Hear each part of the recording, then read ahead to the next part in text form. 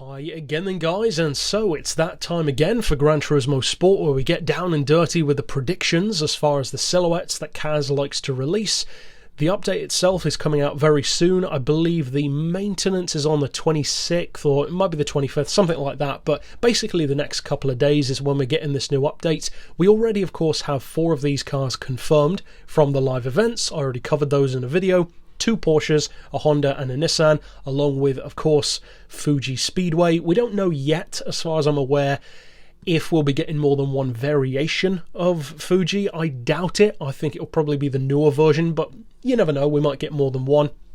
And of course we don't know yet what kind of features and fixes might come with the pack as well. So as far as our predictions go, as usual, we will start in the top left. And incidentally, if you'd like to get in on the conversation outside of the channel as far as these predictions each month and just chatting in general, you should click the link in the description below to join the HSG Discord server. There's a couple hundred of us over there. It's of course free and it's a lot of fun. But as far as the first prediction, it's a pretty obvious one. It's the only new race car of the pack, one of only 2 race cars actually this time, one classic, one modern, and it's a pretty obvious one. It's a Beamer. Of course, the E92 M3 race car. The question is it going to be the GT2 or is it going to be the GT? Because of course we've had a couple of different versions of it in Gran Turismo 6 in particular. There was that secret version that you had to buy one and then you could see the other one. I think there was a base model as well, something like that.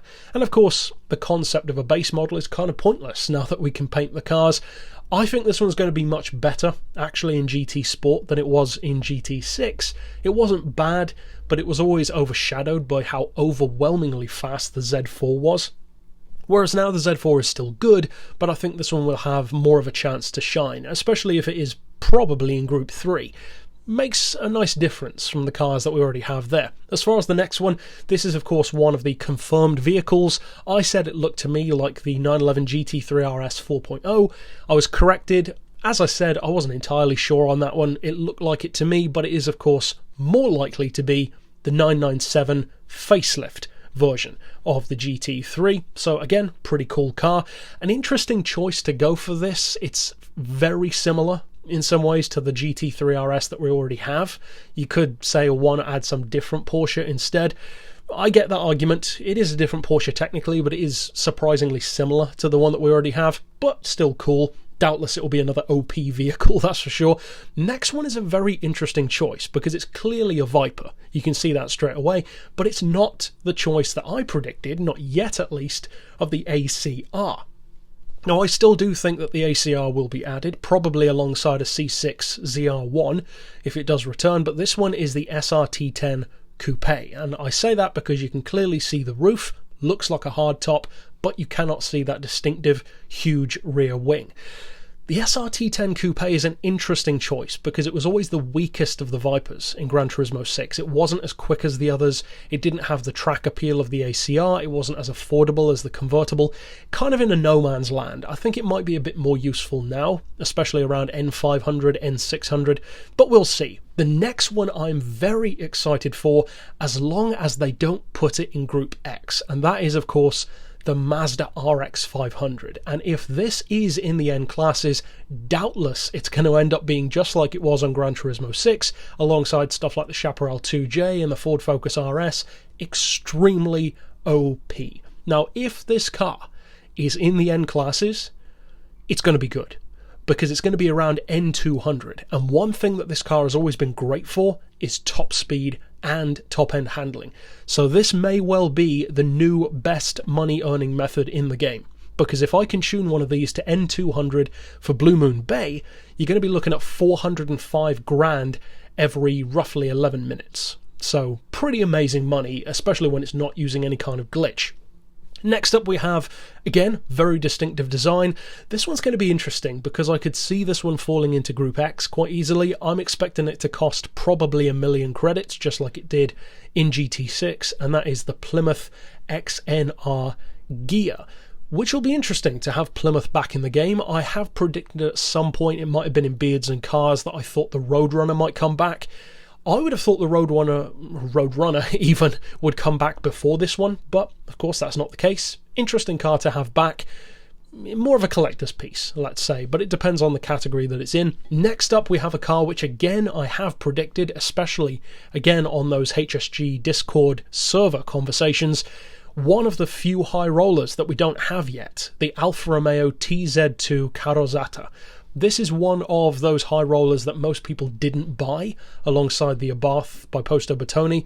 It was about 10 million credits. By far the slowest of all of the really, really expensive ones, but really cool to drive. And it was always a centerpiece of conversation when it would come up in the lobby. And again, on the Discord server, there's been some disagreement between us as to whether it's going to be 10 million, 15 or 20. Most of the consensus is that they'll probably increase it to 20 million. I think it's still going to be 10, personally, so we'll have to see how that turns out. Really nice car.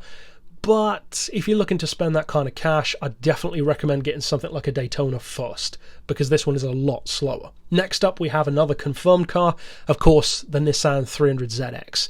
If it's anywhere near as good as it was in the past of the franchise, it's going to be a straight line missile, but of course, you're probably not going to be able to tune it up quite as high as it was before.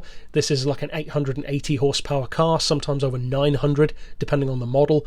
I don't think it's going to be quite that powerful, but it'll probably be around 40 grand and a very good JDM car for that kind of money. Plus, it's a fan favourite, so it is cool to see it back. Next up, yet another confirmed car, and this one to me is definitely the Porsche of the two that I'm more interested in, the 996 shape GT3, because just like the Mazda RX 500, and actually even more so with this one, because this definitely won't be a Group X car, this is going to be a good money earner, because the existing Porsche can only be tuned down to N400. And many of you know that I did a tune for that, where you can earn 345 grand a race. It's really good, really easy to use. This one, though, only has 360 horsepower to begin with. So we are almost definitely going to be able to detune that to N300. And as such, I think it's going to be a pretty great alternative to stuff like the Miura and the GT40 and the Crossbow, in terms of earning 375 grand a race. But of course that point could be moot if the Mazda can be an N200, but we'll have to see. Potentially two really good high money earning cars in this pack. Either way, it's going to be a cool return for the car. And last but not least, of course, another confirmed vehicle, and the last one of the 9, the 1992 Honda NSX-R, aka the NSX Type R. This one's a bit iffy as to whether or not it will be eligible for Blue Moon. It was like 92 grand, 97 grand, something like that. So it's got to be at least 100 grand to be eligible. And of course that could apply to the Porsche as well. If it's not expensive enough, then you won't be able to enter. So it's a bit iffy there. This one, though, I think is going to be great as a track car. It was obvious that the NSX had to come back. It's too much of an icon. It's too much of a respected car as well in the history of the Gran Turismo franchise. So yeah, I think it's going to be pretty great. And overall, I think it's a pretty cool looking pack. You've got a high roller in there, you've got a modern GT, you've got a couple of exotics, a concept car, in fact 2 classic concept cars, a modern Supersports Coupe, and a couple of JDM icons. So I'd say it's a pretty well-rounded pack. Of course, there are always the people who will complain that there's not this in there or not that in there, but those people are going to complain no matter what. So we'll have to see, of course. But that's it for my predictions. Of course, I'd love to see yours down below, and you will definitely want to stick around on this channel for coverage of all of the cars. I'm going to be doing tuning, reviews, rivals matches for every single vehicle in the pack from the day it's released and onward. And of course, we produce tons of content for Gran Turismo, even apart from that, and not just GT Sport, but the older games too. But that's it for this pick overall. Of course, I'll see you guys next time, and for now, as always, thanks for watching.